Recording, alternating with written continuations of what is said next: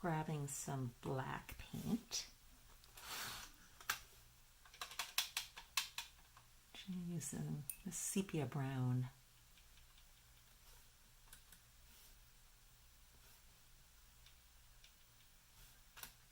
And I have switched over to my nice sable brush instead of the synthetic ones that I was using earlier because I want to have a nice pointed tip for this portion of what I am doing. What am I doing? That's a good question.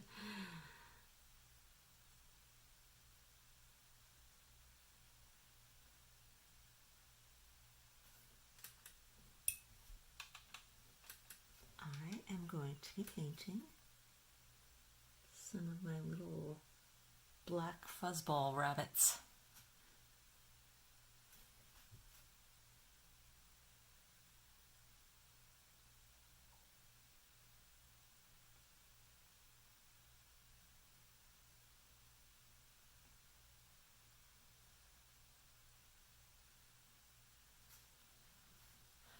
I'm going to zoom in a little bit so that you guys can see better what is going on here because I'm working small now.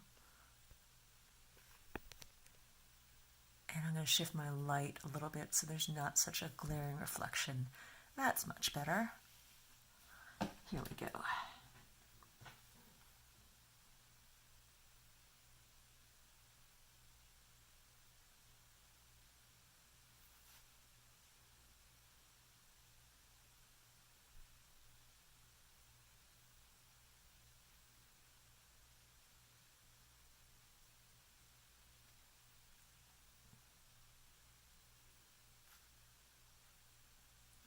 The first thing I did is I painted him, and now I'm going to sort of feather out the edges because I don't want him to be so jarring against the environment that is surrounding him.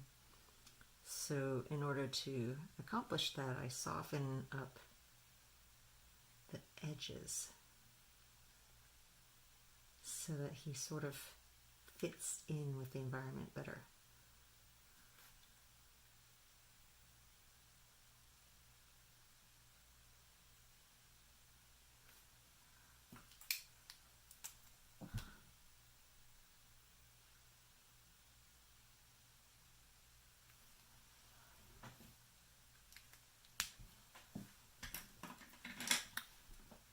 One little bunny. I think there's going to be a few of these guys hopping around the tree. So yeah, I decided to keep this darker area because I like, it reminds me of some distant bushes or tree trunk in the background. And I like the misty quality of that, and so I'm leaving it.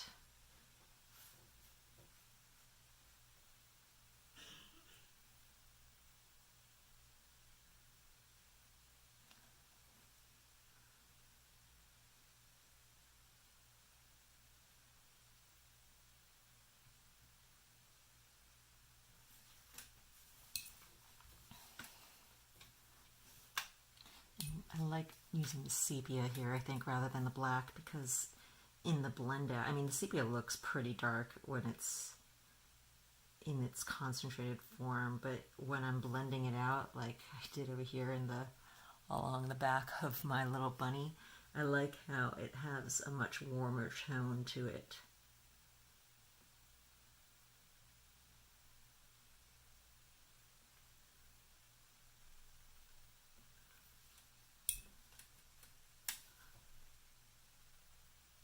It's a subtle little thing.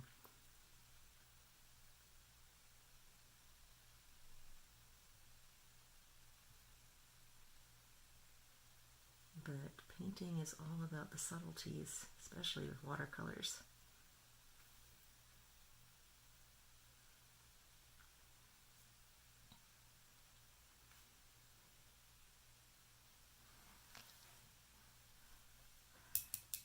And again, I'm going to blend out along his back a little bit. So I just rinsed off my brush with water and I'm using, it's a little bit wet, so it's enough to sort of reactivate the edges over here and pull them outwards and blend.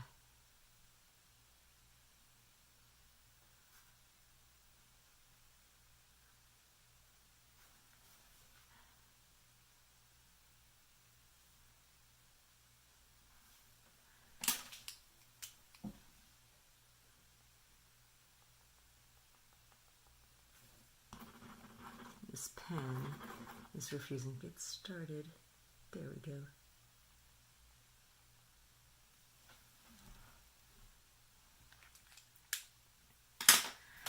And maybe one more guy over here, I think. What do you think of my little hand, by the way? It's turning out to be rather useful for pointing to things. I need it to have just the pointer finger, I think. Maybe I'll sculpt one myself.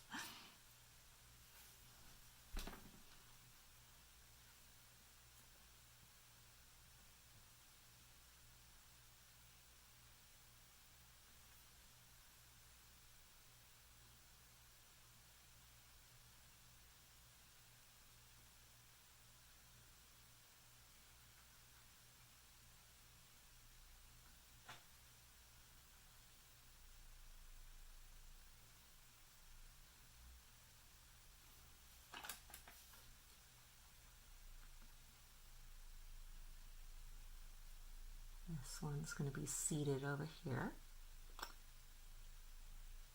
Kind of the mirror image of the first one. And I also need to darken the ground a little bit to really anchor them in. I need to do this with all three of them, I think. Otherwise, they're sort of floating out here. They're not flying bunnies. Or at least I don't want them to be.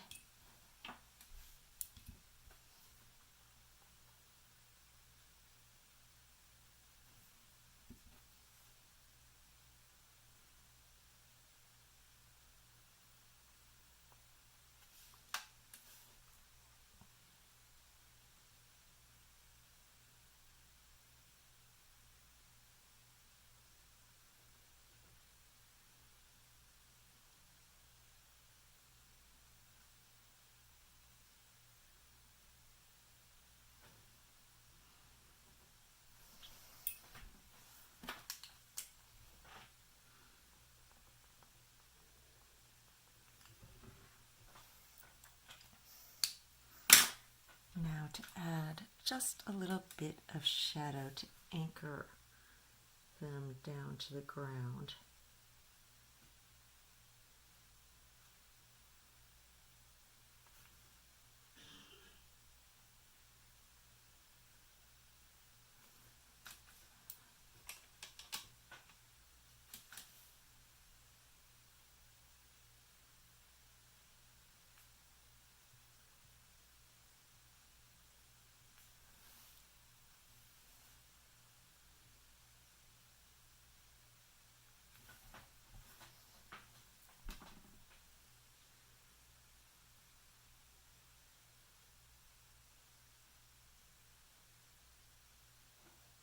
Yeah, I think I might add another couple more distant ones on the other side of the tree.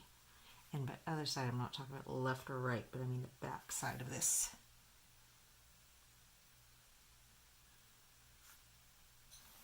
Like over here in this purpley area. So they're not going to be done in this really dark sepia black that I did for these three, because I want them to be a little bit more distant, which means that they meld more in color with the background, and also their edges are even less defined.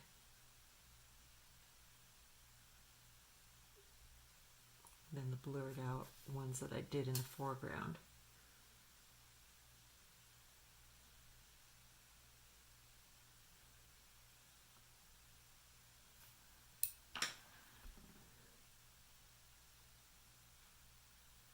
That that gives them more distance. But I still do want them to have these bright white glowy eyes.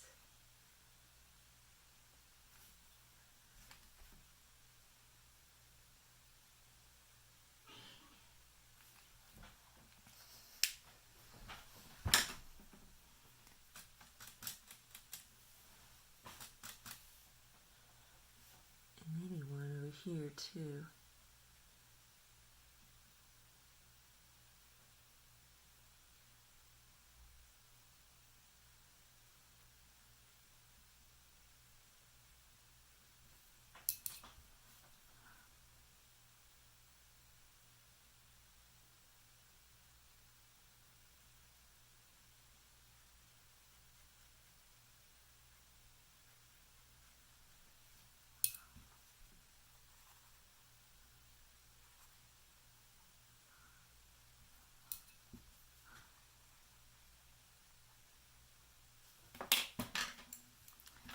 Lifting out a little bit because I blended it a little bit too much. Now it looks a little blobby.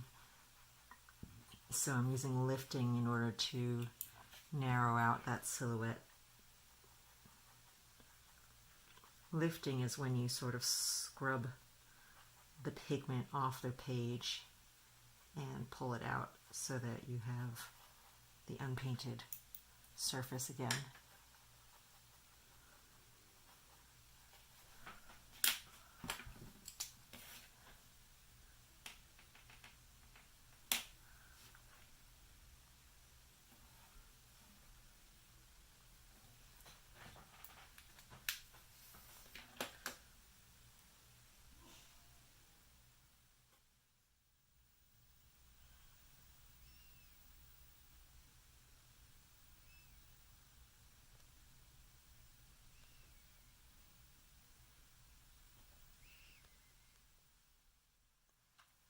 Since I did this video to try out this watercolor set, I figured I would close off with my few words about it. It performed pretty well. They are professional grade colors, and you can see that in just the pigment intensity with the early swatches that I did. I think a few of the colors are a little bit chalky, but those would be the ones that are sort of off the beaten path of pigments, and you can tell that from their names, really. I mean, if you stick to the cobalt greens and cerulean and Prussian blue and burnt siennas, you know, the typical pigments, those are transparent and they seem to be pretty good. So I would totally recommend this as a good beginner set, or for anyone thinking to pick up watercolors and start off, because it's like $36 for a pretty decent tin, carry tin. And even if you decide that these are not the pigments and brands for you, you can always swap these out since they come in these handy little half pans, and you can move them around in here, and you can even add another row. So that means this can carry a total of 48 colors. That's pretty decent number of pigments. So yeah, there we go.